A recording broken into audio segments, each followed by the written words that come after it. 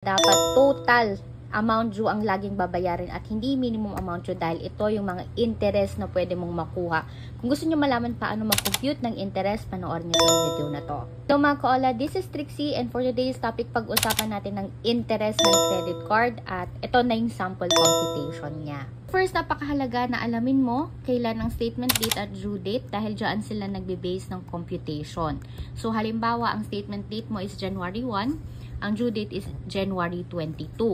Ang total amount due is 10,000 at ang minimum amount due ay 500. So for this January, sabihin natin nagkulang ang budget at ang gusto mo lang bayaran ay minimum amount due. Magkano ang interest na makukuha mo? So halimbawa 500, no? Binayaran mo siya ng January 22, so pasok siya dito sa due date. So hindi ka magkakaroon ng late fees. 10,000 yung total ng total amount due. Ang minimum amount due is 500 which is binayaran mo na. So ang kulang mo na lang ay 9,500 pesos. Tapos meron tayo ditong finance charge na 3%. Ito na yung sample computation. So from January 1 to January 22, yun yung day ng iyong statement date at due date. So technically ang utang mo pa sa bangko nito ay 10,000 kasi hindi ka pa nagbabayad. So, 10,000 times 0.03, ito yung finance charge na 3%. Tapos yung 12, it means 12 months. So, 0.03 times 12, that is 0.36. So, 0.36 times 10,000. Tapos, i-divide mo siya sa 360. Tapos, ita-times natin sa 21 kasi 21 days yung tumakbo bago ka nagbayad. Ito yung interest na nakuha mo from this day na 21 days. Pero, January 22 nga, nagbayad ka na. So, January 23 to February 1. So, ang i-interest na lang nila ay 9,500. So, same formula lang yan. 0.36 times 95 divided by 360. Yung sabihin days to. Times 9 days. So, that is 85.50.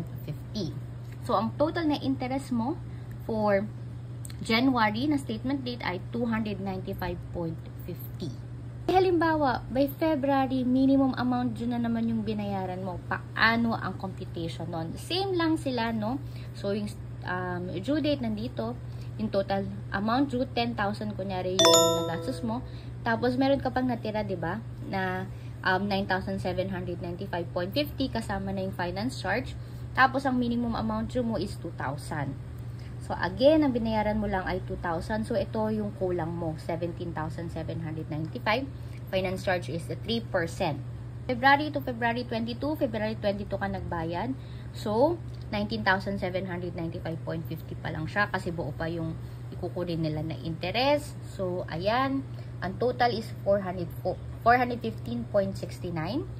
Tapos, February 23, nagbayad ka na ng February 22. So, ang interest na lang nito ay February 23 to March 3. So, 17,795 siya. Tapos, same formula lang yan. And then, ang total niyan is 160.155. So, ang total na interest or finance charge na nakuha sa'yo for that month is 575.845. Kita nyo mga kaola, lumulobo yung interest niya. Kaya, dapat lagi total amount due ang binabayaran at hindi minimum amount due. Kung gusto nyo pa ng mga ganito, mga credit card tips, like and follow for more. Yun na lang muna. Thank you and bye-bye.